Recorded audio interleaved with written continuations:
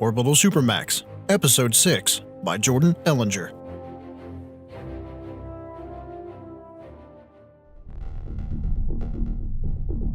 As ex-quartermaster aboard OSP-4, I have seen my share of dead bodies. Contrary to popular belief, we do not space the bodies of men who die in prison. Instead, with each death begins a rigorous investigation, and I was required to provide for all the medical supplies and other exotic components the examiners need for their tests. I have seen the bodies of men shanked by other prisoners, beaten to death with lead pipes, and even saw one man who'd gotten stuck in one of the heating ducts and slowly cooked. The sight that confronted me and the small group of escaped prisoners from the forensic psychiatry ward was unlike any other I'd seen. Dead bodies, men and women, some wearing guard uniforms, others the flimsy dressing gowns of the patients. Some of their faces were beaten into a mass of purplish flesh, but others were recognizable. Some lay slumped peacefully against a wall, while others wore looks of horror. Someone had broken the overhead lights, and shattered glass littered the floor.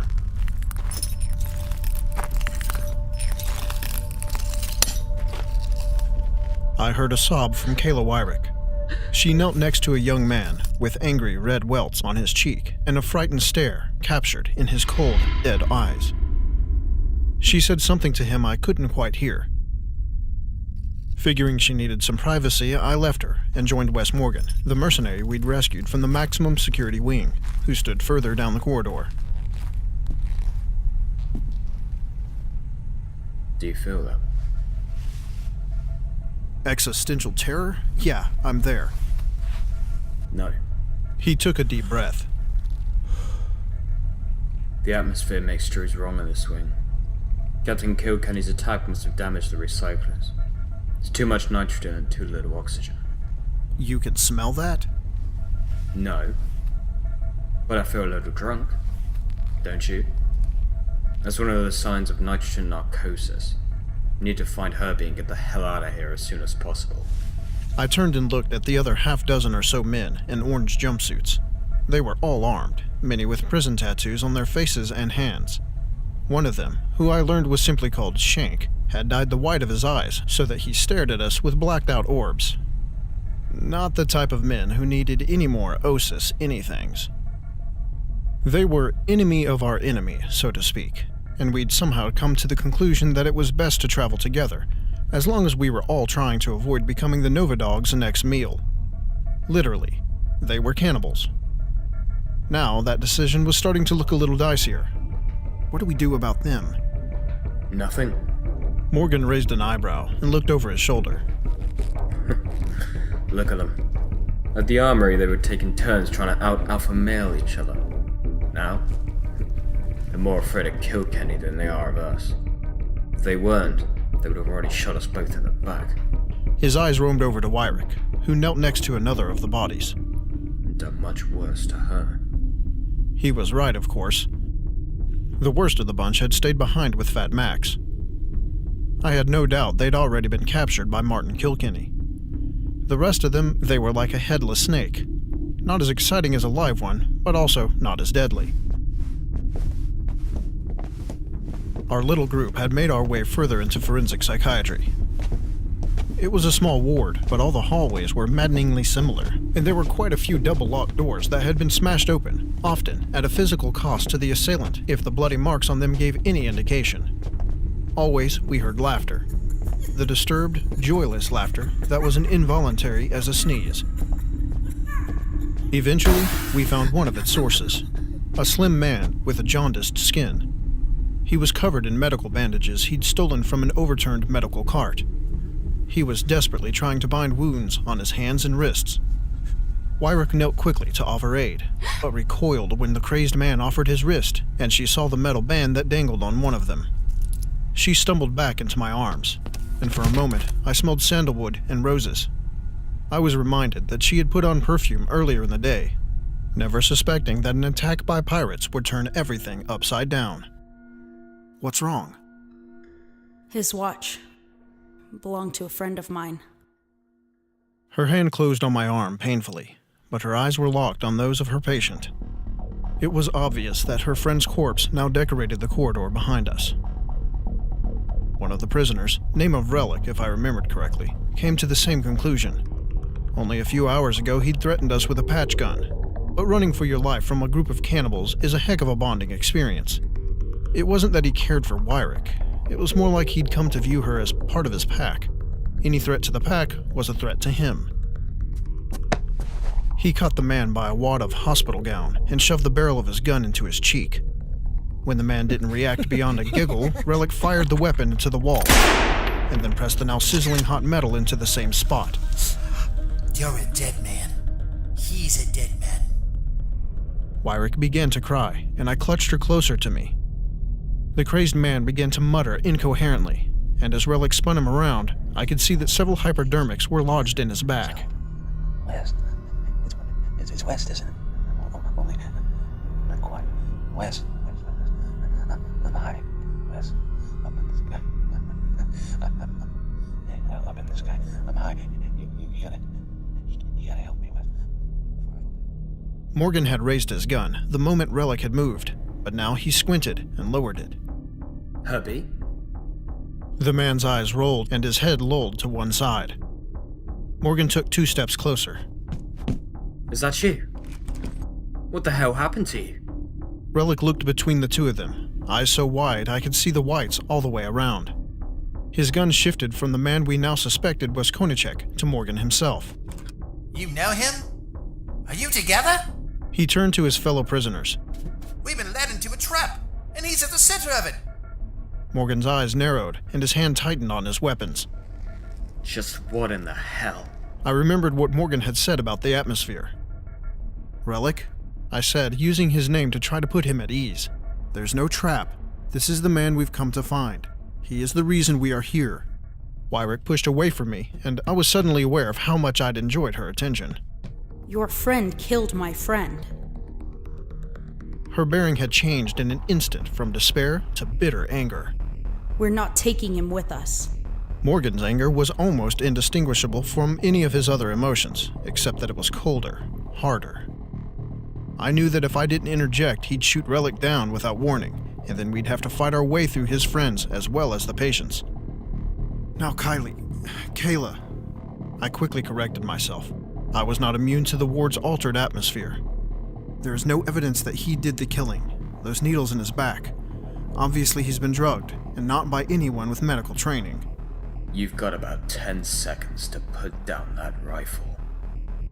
The thumb and forefinger of his offhand circled each other, and the rifle barrel shifted imperceptibly. I had the impression he'd gotten the drop on Relic, and not the other way around. Perhaps Relic knew it too. His tone was almost pleading. He's a nutter. It would be a mercy. Be a mercy to all these men. As his gun swung out to encompass the entire ward, Morgan shot him cleanly through his shoulder. Relic's gun clattered to the ground, and the prisoner himself was so surprised he followed it down. I kicked it away before he could regain his senses. Wyrick joined me a moment later, tearing at Relic's jumpsuit to check the wound. She needn't have bothered. If Morgan had wanted to kill him, he would have. It was certain the wound would prove non-lethal. A temporary inconvenience at best. Let me get those for you, Herby. One after another, he pulled the hypodermics free. He slapped the former patient lightly on the cheek, as if unwilling to use force. We have to get out of here, Wes.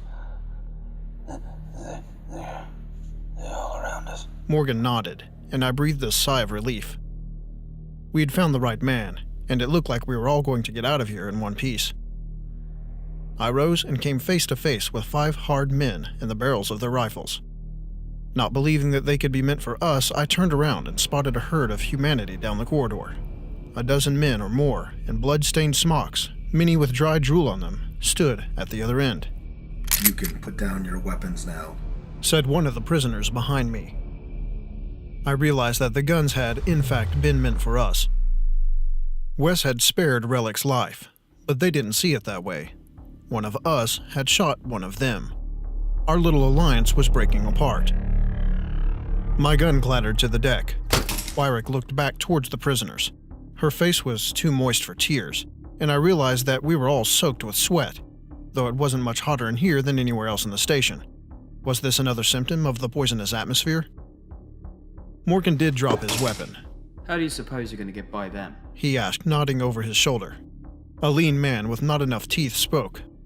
They ain't armed. We'll go through them the same way we go through you. He smiled, showing off his most obvious feature. We can't get off the station without her, I said, indicating Wyrick. Without her codes, none of us were going anywhere. You're right. Wyrick said, and Morgan and I both looked over at her. She wasn't speaking to the prisoners. She was speaking to us. None of you can. She took a shuddering breath and put her arms out, as if she was steadying herself on the armrests of some throne, and then turned to the prisoners. Like it or not, I'm the only hope you've got. Any of you. That means if we stay together, then we stay together. So I suggest you settle your differences, stat. With that, she turned to lead us down the corridor. Perhaps it was the altered atmosphere, but we followed her like she was Moses walking through the Red Sea. And I'll be damned if those patients didn't part before us and let us through without so much as a whimper.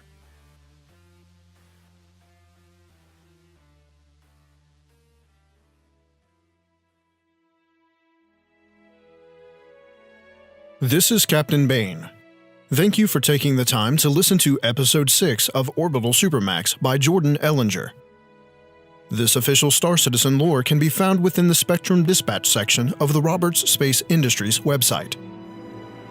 It has been a very busy last few weeks for SCLoreCast, as we work to complete several separate episodes and a promotional piece that is still in the works. During that time, we have picked up a few new supporters, one through Patreon and another directly through PayPal.